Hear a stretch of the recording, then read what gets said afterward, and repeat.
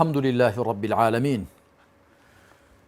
والصلاة والسلام على المبعوث رحمة للعالمين محمد وآله أجمعين من الصحب والأزواج والقرابة والتابعين لهم بإحسان إلى يوم الدين. مسلمانانی بەڕێز و خۆشەویست بینەران بیسەران، ئەمە ئاڵلقەی هەژدەیەمە لە بابەتی چۆن دەبینە مسلمانی ڕاست و ساخ. ئێمە لە ئاڵلقەکانی ڕابردوودا کۆمەڵێک هۆکاری گەورە و گرنگ و خەسڵەتی بنەڕەتیمان باس کردن کە بۆ ئەوەی ببینە مسلمانی ڕاست و ساخ پێویستن. ئەمڕۆژ باسی خەسڵەتێکی دیکە دەکەین، باسی هۆکارێکی دیکەی بەرەو مسلمانی ڕاست و ساغ بوون چوون دەکەین کە بریتە لە نەرمونیانی و میهرەبانی و لێبوردەیی و دووری لە خۆبەزلگری و قسەزبری و دڵڕەقی. ئێمە سەرەتا چەمک و واتای ئەم ناو نیشانە ڕوون دەکەینەوە و دواییش چۆنێتی پێکەوە پەیوەستبوونی ئەو خەسڵەتانە ڕوون دەکەینەوە و چەند ئاەتێکی قورئانی بەرزی مەزن، هەروەها چەند فەرمایشتێکی پێغەمبەری پێشەواشمان صلی الله عليه و آله وسلم لەو بارەوە دەخەینە ڕوو. مەبەستمان لە نەرمونیانی و میهرەبانی و لێبوردەیی لەلایەک و لە بەرامبەریشیدا دووری لە خۆبەزلگری و قسەزبری و دڵڕەقی ئەوەیە کە کەسێک بیەوێ مسلمانێکی ڕاست و ساغ بێ و بە پێوەری خوا و لە تەرازووی خوادا بەو بەندە چاکە لە قەڵم بدرێت کە خوا دەیەوێ سوبحانە وتەعالا، دەبێ هەوڵدا نەرمونیان بێ، میهرەبان بێ و لێبوردە بێ. نەرمونیانی لە هەڵش و کەوتیدا، میهرەبانی لە دڵ و دەرونیدا و لێبوردەیی لە بەرامبەر کەسانەدا کە مافی ئەو پێشێل دەکەن یا بە شێوەیەکی ناشایست مامەڵەی لەگەڵدا دەکەن و دەبێ خۆی دوور بگرێت لە خۆبەزلگری و قسەی ڕق و زبر و دڵڕەقی. بە زۆری کەسانێک دڵیان ڕەحمی کەم تێدایە، دڵیان ڕقە کە خۆبەزلگرن و بە زۆریش کەسانێک کە دڵڕقن قسەشیان زبرە و ڕوویان ترش و تاڵە و مۆن و مرچن. بەڕاستی برا و خوشکانی بەڕێز، زۆر گرنگە مرۆڤ لەگەڵ هەموو کەسدا ڕووی خۆش بێ، قسەی خۆش بێ، میهرەبان بێ، نەرمونیان بێ، لێبوردە بێ و خۆشی بپارێزێ لە پێشەوانەکانیان لە دژەکانی ئەو سیفەتانە. بەنسبەت پێکەوە پەیوەستبوونی ئەو خەسڵەت و سیفەتانە هەرەوەندە دەڵێین بە کورتی کە ئەگەر ئینسان ڕەحم و بەزەیی لە دڵدا هەبوو، میهرەبانی لە دڵدا هەبوو، میهرەبانیەکەی، ڕەحم و بەزەیەکەی، بەزەی و پەرۆشەکەی وای لێ دەکا لەگەڵ خەڵکدا خۆشخوڵق بێ و لە بەرامبەر نەفامی و نەزانیاندا لێبوردە بێ، چاوپۆشی کار بێ. هەروەها میهرەبانی لە دڵ و دەرووندا و ڕەحم و بەزەیی لە دڵ و دەرووندا، بەزەی و پەرۆش هەبوون دەبێتە ڕێگری خاوەنەکەی کە خۆبەزل بگرێ لە بەرامبەر خەڵکدا یا لە بەرامبەر حەقدا، بە کەم تەماشایان بکە خەڵک و حەق ڕەتکاتەوە کە پێغەمبەری خاتەم صلی الله عليه و آله وسلم پێناسەی خۆبەزلگری بەو دوو وشەیە کردووە. فەرموویەتی لا يدخل الجنة من كان في قلبه مثقال ذرة من كبر فقال رجل إن الرجل يحب أن يكون نعله حسنا وثوبه حسنا قال إن الله جميل يحب الجمال الكبر بطر الحق وغمط الناس. ئەمە لە صحیح بوخاری داهاتوە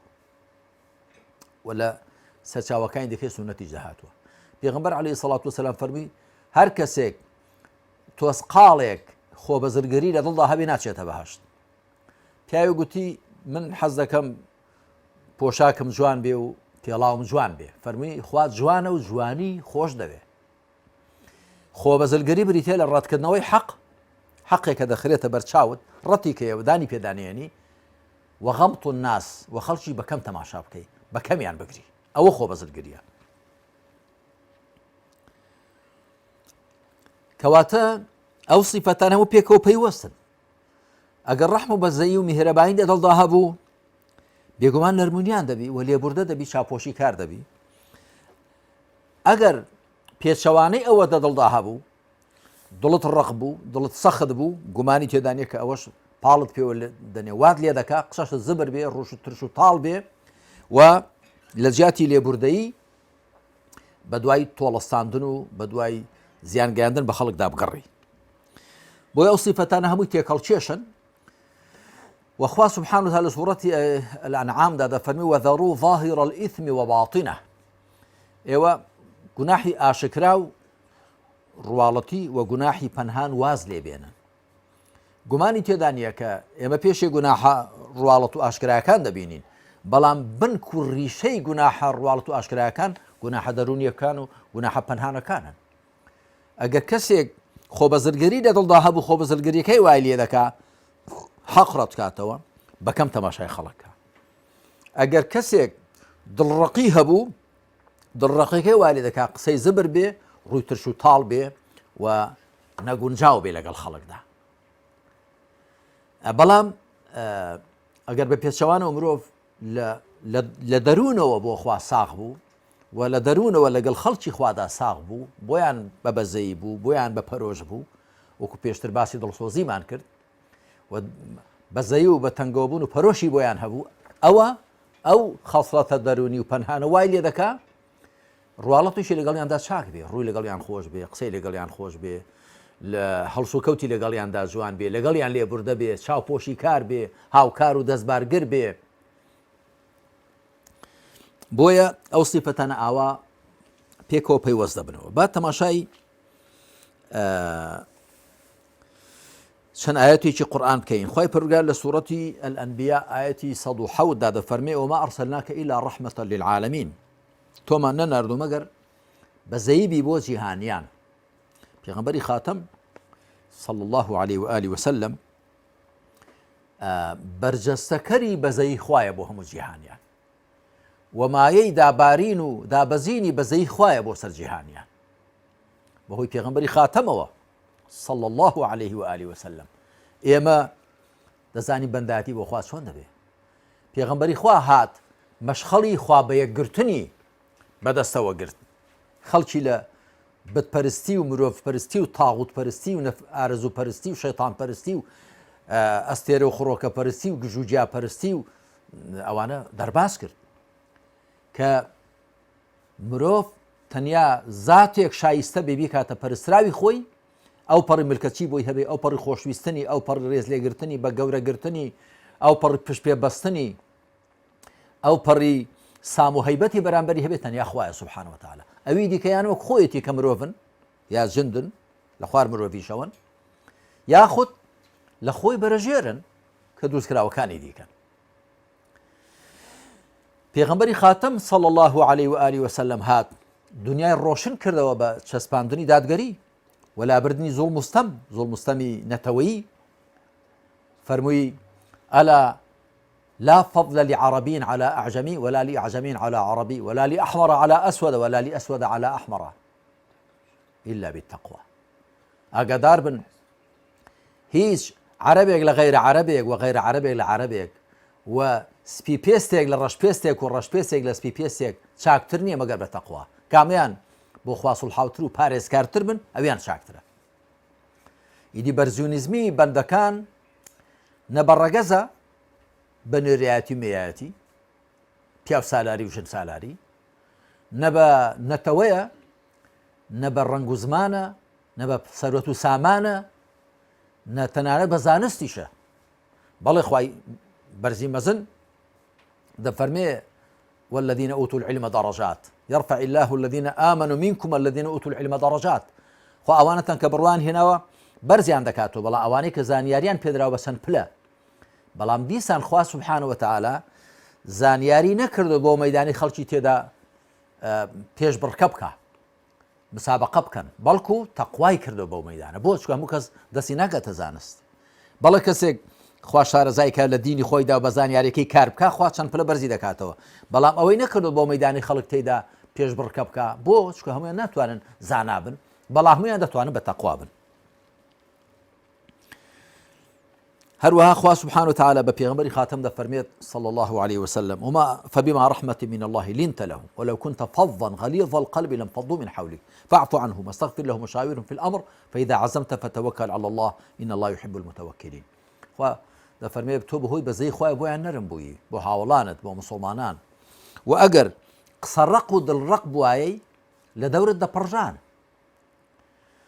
کەواتە تۆ ڕاوێژیان پێ بکە لە کاروباردا و داوای لێبوردنیان بۆ بکە و ڕاوێژیان پێ بکە لە کاروباردا و ئەگەر بڕیارت هاتە سەر شتێک دوای ڕاوێژ جێبەجێکە و پشت بەخوا ببەستە خوا پێبەستەرانی خۆش دەوێت لە سوورەتی ئەلمائیدە ئاەتی 54دا خوا سبحانه وتعالى ڕوو دەکاتە بڕواداران دەفەرمێ يا أيها الذين آمنوا من يرتد منكم عن دينه فسوف يأتي الله بقوم يحبهم ويحبونه أذلة على المؤمنين أعزة على الكافرين يجاهدون في سبيل الله ولا يخافون لومة لائم ذلك فضل الله يؤتيه من يشاء والله واسع عليم خوا ڕوو دەکاتە بڕواداران کاتی خۆی ڕووی تێکردون ئێساش هەر بڕواداران دەدوێنێ ئەی ئەوانەی بڕواتان هێناوە هەر کەسێک لە ئێوە لە ئاینەکەی پاشگەز بێتەوە لی هەڵگەڕێتەوە خوا پەچی ناکەوێ فسوف يأتي الله بقوم لەمە دووەخوا کۆمەڵێک دێنێ چۆنن ئەو کۆمەڵە يحبهم ويحبونه خوا خۆشی دێون ئەوانش خۆیان خۆش دەوێت أذلة على المؤمنين أعزة على الكافرين لەگەڵ بڕواداراندا بەسەر بڕوادارانەوە میهرەبان و نەرمونیانن لێبوردن و لەسەر بێبڕوایان و کافرانێک کە سەنگەر دەگرن لە ئەهلی ئیسلام و دژاتیان دەکەن زبر و بەدەمارن يجاهدون في سبيل الله ولا يخافون لومة لائم لە ڕێی خوادا تێدەکۆشن لە لۆمەی لۆمەکەران بێباکن و ناترسێن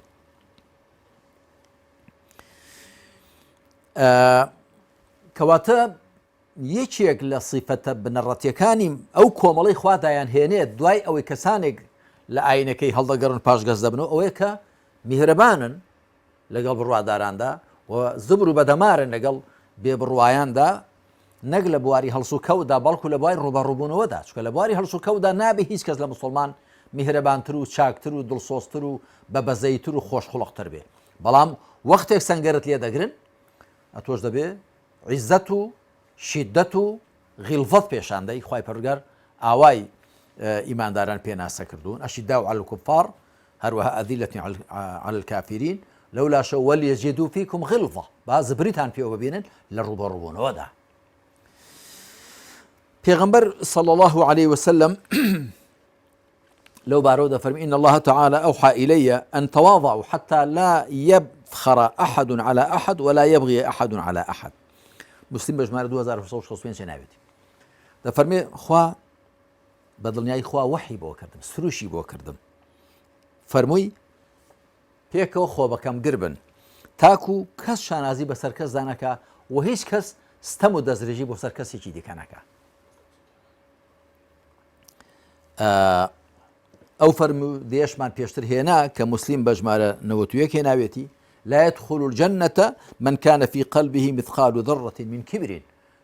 هەر کەسێک بەقەدەر تۆسقاڵێک گرانایی گەردێک خۆ بەزرگەری لە دڵدا هەبێ ناچێتە بەهەشت